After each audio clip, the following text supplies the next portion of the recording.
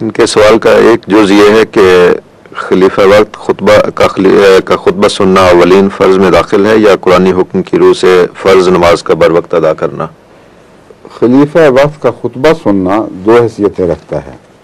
ایک جمعہ کی نماز ہے اور جمعہ کی نماز سے پہلے کا جو خطبہ ہے اس میں کوئی انسان شامل ہو رہا ہے اور وہ موقع پر ہی ہو سکتا ہے, ٹیلی ویژن کے ذریعے نہیں ہو سکتا. وہ خطبہ فرض ہے اور جمعے کا ایک حصہ ہے, اس کو اس سے الگ نہیں کیا جا سکتا.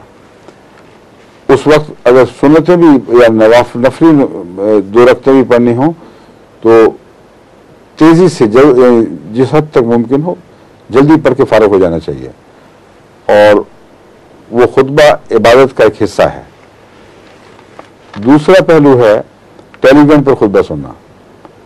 وہ دینی مجلس ہے اور اتنی اہم باتیں تمام دنیا کی تربیت کے لیے کی جاتی ہیں کہ فرض نہ ہونے کے باوجود ان دینی مجالس کی ذیل میں اول نمبر پر آتا ہے جن دینی مجالس میں جمع کی سہولت دی گئی ہے.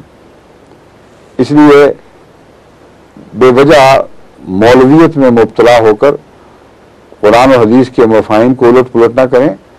یہ لازماً وہ لوگ جو جمع ہوتے ہیں جمعہ سننے کے لیے کسی مرکز میں, اگرچہ جمعہ نہیں ہے وہ مگر جمعہ کا خطبہ سننے کے لیے خواہ رات کو اکٹھے ہوں یا صبح اکٹھے ہوں, وہ دینی غرض سے ایک اہم دینی مجلس میں شریک ہو رہے ہوتے ہیں.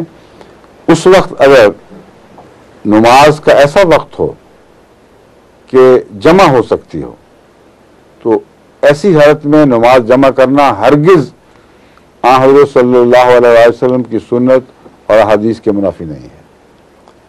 لیکن اگر قضا ہوتی ہو تو وہ منافی ہے. کسی دینی مجلس میں رسول کریم صلی اللہ علیہ وسلم نے نماز کو قضا نہیں ہونے دیا.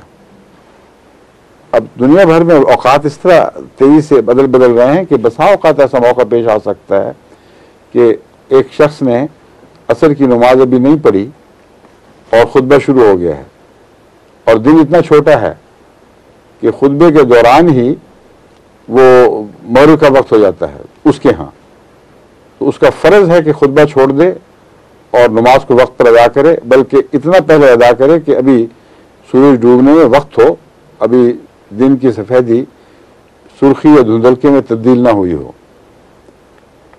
بس یہ دو باتیں واضح ہیں. قضا کی اجازت نہیں ہے خواہ خطبہ کتنا ہی اہمیت رکھتا ہو, لیکن جمع کی اجازت ہے اور وہ رسول اللہ علیہ وسلم کی سنت اور آپ کی احادیث کی روشنی میں اجازت ہے, اور دینی اغراض کے لیے آپ کا جمع ہونا آپ کو جمع کی اجازت دیتا ہے.